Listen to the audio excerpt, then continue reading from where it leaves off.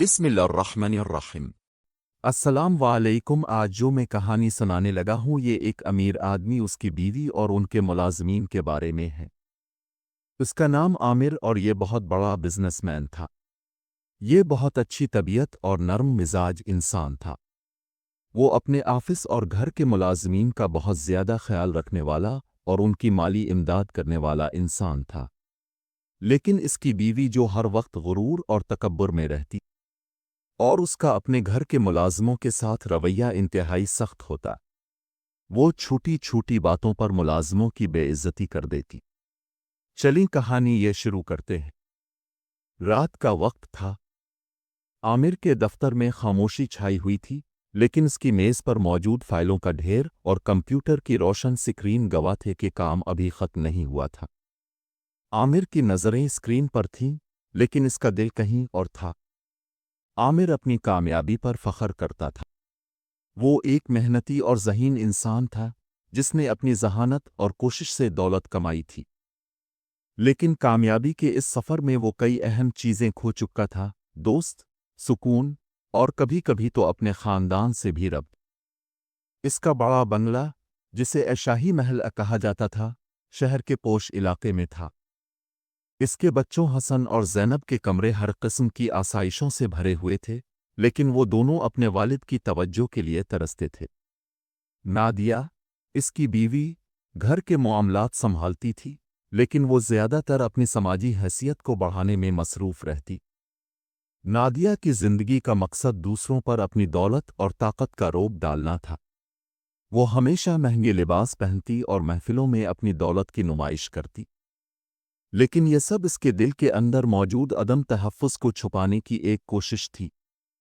عامر کے محل جیسے گھر سے چند میل دور ایک تنگ و تاریک گلی میں اکرم اپنی بیوی سغرا اور بیٹی علیشہ کے ساتھ رہتا تھا۔ اس کا چھوٹا سا مکان ٹوٹی ہوئی دیواروں اور چھت سے بارش کے پانی کے رسنے کی وجہ سے ایک خستہ حال جگہ تھا۔ اکرم ایک ایماندار اور مخلص انسان تھا جو عامر کے ساتھ کئی سالوں سے کام کر رہا تھا۔ وہ روزانہ صبح گھر سے نکلتا اور رات کو تھکا ہوا واپس آتا، لیکن اس کی تنخواہ اتنی کم تھی کہ وہ بمشکل اپنے خاندان کا پیٹ بھر پاتا۔ اکرم کی بیٹی علیشہ اس کی دنیا کی روشنی تھی۔ وہ ایک معصوم اور خوش گفتار بچی تھی جو ہمیشہ اپنے والد کے چہرے پر مسکراہٹ دیکھنا چاہتی تھی۔ لیکن علیشہ اکثر بیمار رہتی تھی اور ڈاکٹروں کے علاج کے لیے اکرم کے پاس کبھی پیسے نہیں ہوتے تھے۔ ایک دن علیشہ کو تیز بخار ہو گیا۔ اس کی سانسیں بھاری ہو رہی تھیں اور وہ مسلسل کمزوری کی شکایت کر رہی تھی۔ سغرا نے اکرم سے کہا، علیشہ کی حالت دیکھو، ہمیں اسے فوری ڈاکٹر کے پاس لے جانا چاہیے۔ اکرم نے اپنی جیب ٹٹولی، لیکن اس کے پاس صرف چند سکے تھے۔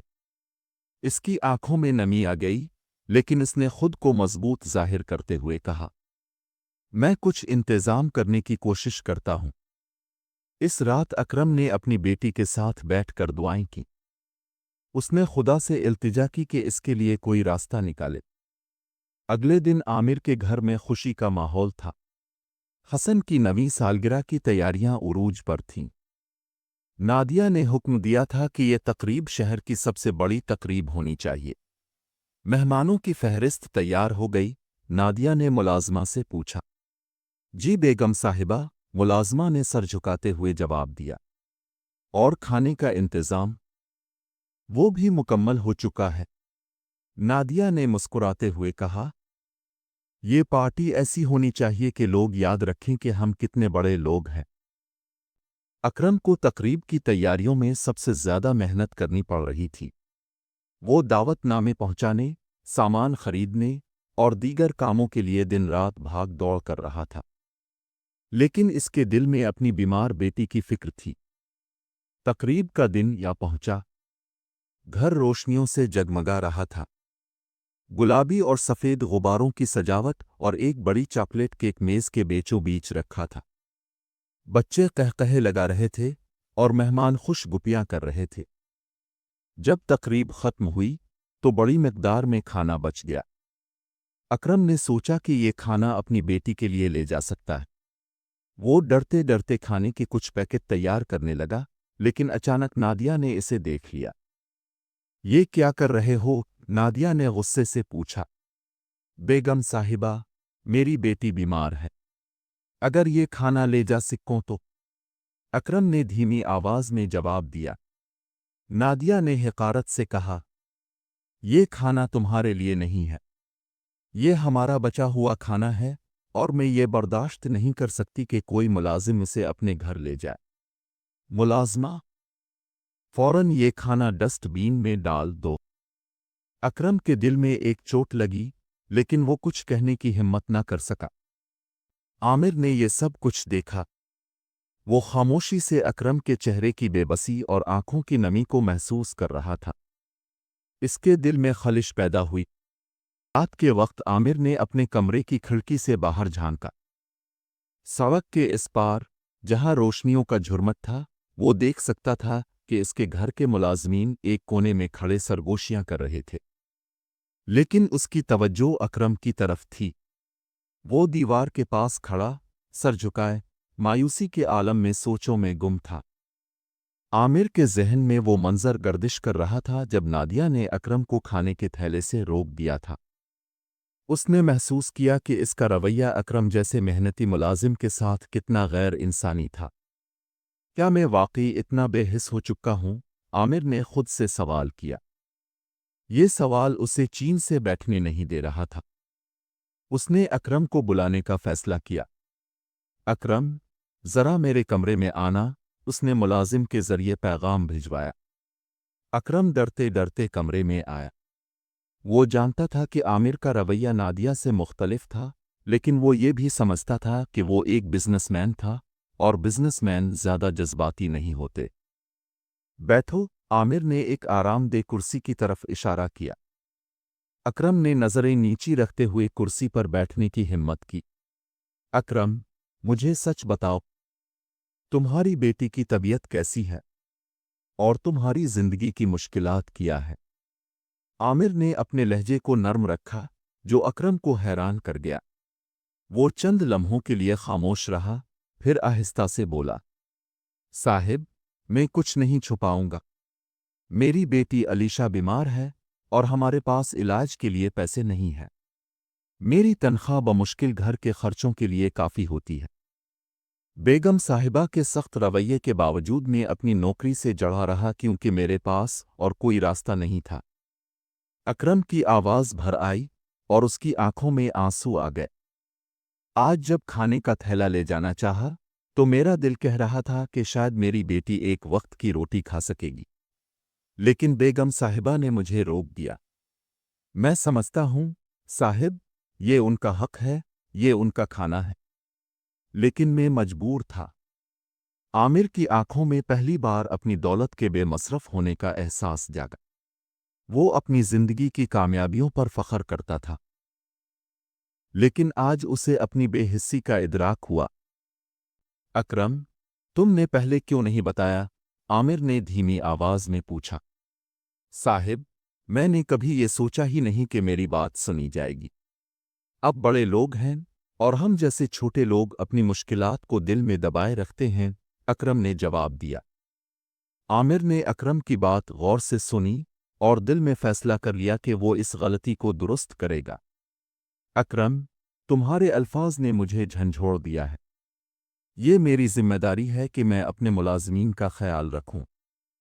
تمہاری بیٹی علیشہ کا علاج میرے خرچ پر ہوگا، اور تمہاری تنخواہ بھی دگنی کر دی جائے گی۔ اکرم کو یقین نہیں آیا۔ اس کی آنکھوں میں شکرگزاری کے آنسو چھلک پڑے۔ صاحب، آپ واقعی ایسا کریں گے؟ ہاں اکرم، اور یہ میرا فرض ہے۔ انسانیت ہی سب سے بڑا اصول ہے۔ عامر نے اسی وقت اپنے سیکریٹری کو بلایا اور حکم دیا کہ اکرم کی تنخواہ بڑھانے کے احکامات جاری کیے جائیں۔ اس کے ساتھ ہی علیشہ کو بہترین ڈاکٹر کے پاس لے جانے کے لیے ایک خاص رقم مختص کی گئی۔ عامر نے اکرم کی طرف دیکھا اور کہا، اکرم، تم نے ہمیشہ ایمانداری اور وفاداری سے کام کیا ہے۔ یہ وقت ہے کہ میں بھی تمہاری محنت کا حق ادا کروں۔ اکرم نے کانپتے ہاتھوں سے عامر کے قدموں کی طرف جھکتے ہوئے کہا، صاحب، میں آپ کا یہ احسان کبھی نہیں بھولوں گا۔ अपने मेरी बेटी को जिंदगी दी है। एहसान मत कहो, अकरम। ये इंसानियत का तकाजा है और मुझे खुशी है कि मैं ये कर रहा हूं। आमिर ने नादिया से भी बात की। नादिया, ये सब कुछ जो हमारे पास है, ये खुदा की दीन है। हमें उसका शुक्र अदा करना चाहिए और दूसरों की मदद करनी चाहिए।